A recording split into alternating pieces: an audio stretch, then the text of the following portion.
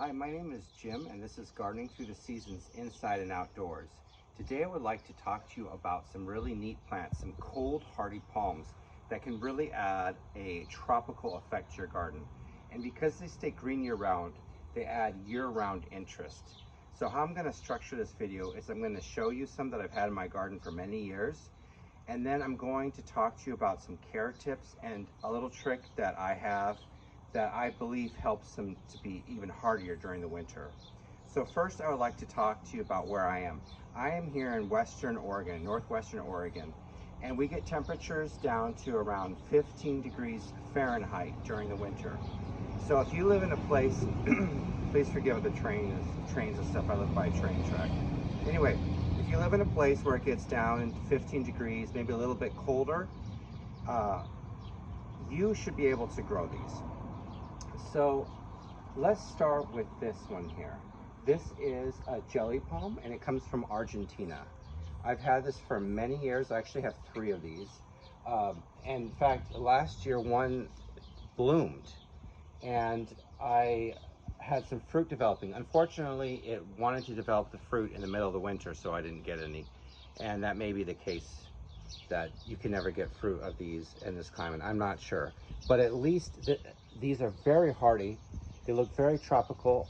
They're a feather palm. So check out the featheriness of the leaves. Really beautiful fronds, and they have a relatively fast growth pace. Actually, was rather surprised.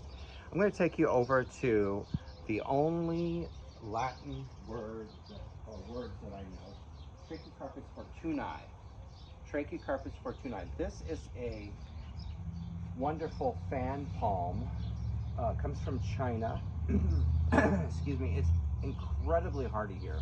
No question about hardiness where we live. And it actually has, of all the palms I grow, the fastest growth rate. Check out this trunk. It's really done well. I recommend these, and they're usually reasonably priced. All right, let's go over here to a Sabal palm.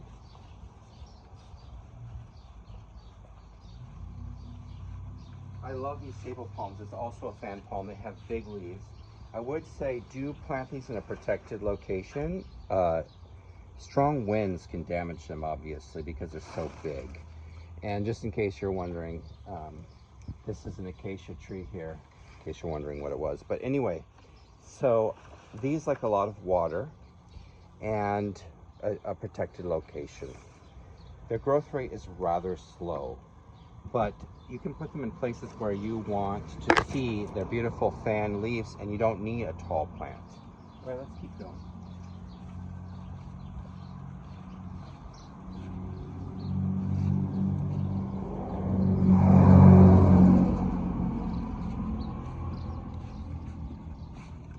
Okay, I would like to show you one that I believe is kind of a failure, and that is this needle palm here. It is hardy, but this is like 8 years old or something, and this is all I got. So incredibly slow growing. It has really sharp needles. I think that it would be a star in a place that would have hot summers. Even if it had, you know, a bit of cold in the winter, I think it would grow faster there. But in my climate, I have a cool climate. It has not really developed. I would like to show you one more out here.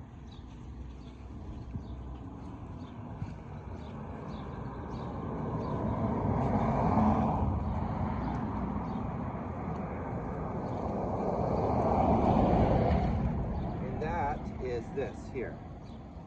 This Chilean wine palm. Incredibly hardy, no question of hardiness in my area. Incredibly slow growing, however. And so I wouldn't plant this in a spot that you want a big plant. This has worked perfectly for me here by the road because it doesn't block my view when I try to pull out my car. Incredibly hardy, incredibly slow growing as well. Now let's go over here by the palm tree again, and I want to just talk to you about some care tips.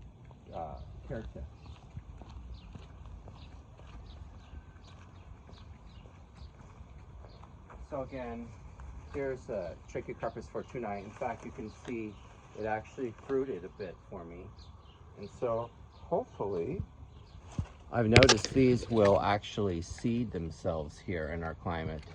Hopefully I'll have some babies. But anyway, so some care tips. I do recommend fertilizing these, especially the Trachycarpus fortunei is a little easier, but the other varieties, you can gain a little speed and growth if you fertilize them.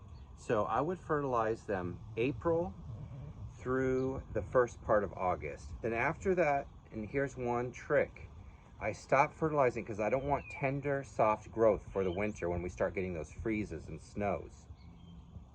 And then the biggest difference that I've noticed is in early fall, I take about a tablespoon of potassium, some form of potassium, and I mix it in a little hot water so that it will dissolve because it's kind of slow to dissolve.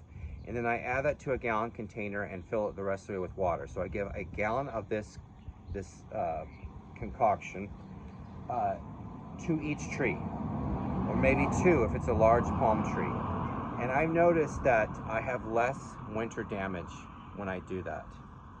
So like my video, subscribe, let me know if you have any questions. I'm happy to help. Till next time, bye.